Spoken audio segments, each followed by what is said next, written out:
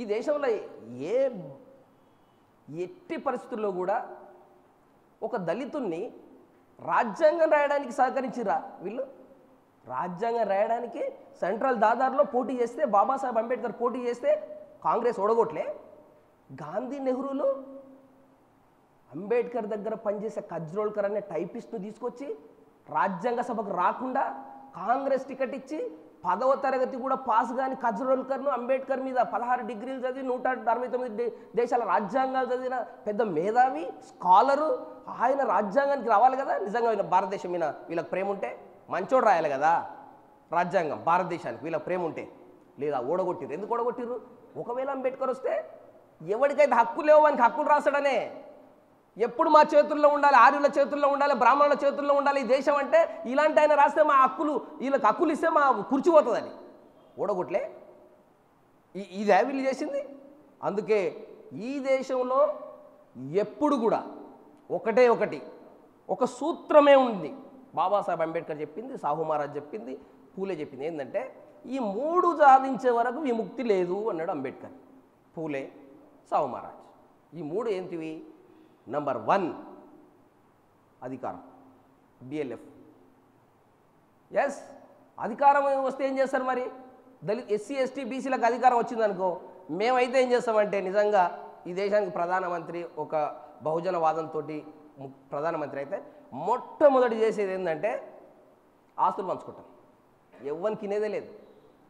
ఎవ్వని అబ్బా జాగీర్ కాదు ఈ దేశ సంపద, ఎవ్వని అబ్బా తెచ్చిపెట్టింది కాదు ఈ దేశం సంపద. మాకు కావాల్సిందే, వేల సంవత్సరాలుగా మాకు భూములు లేవు, కూలీలుగా ఉన్నాం, అంటరు అనుకోలో ఉన్నాం, సంపినరు, నరికినరు, వదిలే ప్రసక్తే లేదు నాకు కొడుకులని. మాకు అందుకొరకే అధికారం కావాలి. అధికారం ఎందుకు కావాలంటున్నాం? పోలీసులు మీ చేతులు ఉన్నారు, మమ్మల్ని భూమి దున్నుకొనియరు. కలెక్టర్ మీ చేతులు ఉన్నాడు, మాకు పట్టాలు ఇయ్యరు. ఆ రోజు ఎస్సీ ఎస్టీ అట్రాసిటీ చట్టం అమలు చేసిండు సాహు మహారాజ్ గారు. 100 రూపాయలు జుర్మాన్ అంటే ఏంది? ఈరోజు ఎస్సీ ఎస్టీ అట్రాసిటీ చట్టమే కాదు అది. ఎస్సీ ఎస్టీ చట్టం ఆయనే చేసిండు. వీళ్ళు ధమాక్ లేని వాళ్ళు అనుకుంటారు ఇప్పుడు కొత్తగా వచ్చింది రద్దు చేయాలంట. ఆ సుప్రీంకోర్టుకు మీలాంటి స్పీకర్ ఎవరైనా చెప్తే బాగుంటుందేమో. ఆ రోజు 100 రూపాయలు జుర్మాన్ వేయలే. ఎందుకు వేసిండు? అన్యాయం అయిందని వేసిండు కదా. అందుకొరకు అధికారం వస్తే సంపద పంచుకుంటాం. అధికారం వచ్చింది, సంపద వచ్చింది. సంపద పంచుకున్నకి తప్పకుండా గౌరవం వస్తుంది. గౌరవం ఎట్లా వస్తుందంటే, ఎవడన్నా గౌరవించకపోతే తీసుకుపోయి ఈ పులిసింత పని చేస్తారు పోలీసు వ్యవస్థ మన చేతుల్లో ఉంటే. మన చేతుల్లో వ్యవస్థ లేదు ఇప్పుడు. ఎస్సీ ఎస్టీ బీసీ చేతుల్లో, అగ్రవర్ణాల చేతుల్లో ఉంది. కాబట్టి మనం ఏం చట్టం ఉన్నా అమలు ఎందుకైతే లేదు? చట్టం ఉన్నా ఎందుకు గౌరవం వస్తలేదు? కాబట్టి ఈ అధికారం, సంపద, గౌరవం ఈ 3 సాధించుకుంటేనే విముక్తి రావాలంటే నిజంగా కూడా అధికారమే ముందు రావాలి.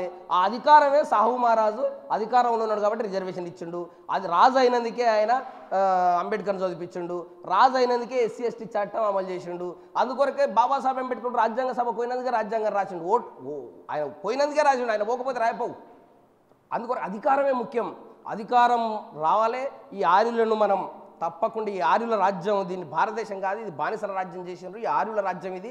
ఈ ఆర్యుల రాజ్యాన్ని ఆర్యుల దగ్గర ఏజెంట్లుగా ఉన్న అగ్రవర్ణాలు, రెడ్డి, వెలమ, కమ్మలు, వాళ్ళ ఏజెంట్లుగా అప్పటి నుంచి పటేల్ పట్వారీలోగా ఉన్నారు. మమ్మల్ని వేధించారు. ఇప్పుడు ఎమ్మెల్యేలుగా ఉన్నారు, ఇప్పుడు వేధిస్తూ ఉన్నారు. వీళ్ళ రాజ్యం పోగొట్టే వరకు ఈ సాహు మహారాజు యొక్క ఆలోచన నెరవేరదని చెప్పి నేను మనవి చేస్తూ సెలవు తీసుకున్నాను. జై భీమ్.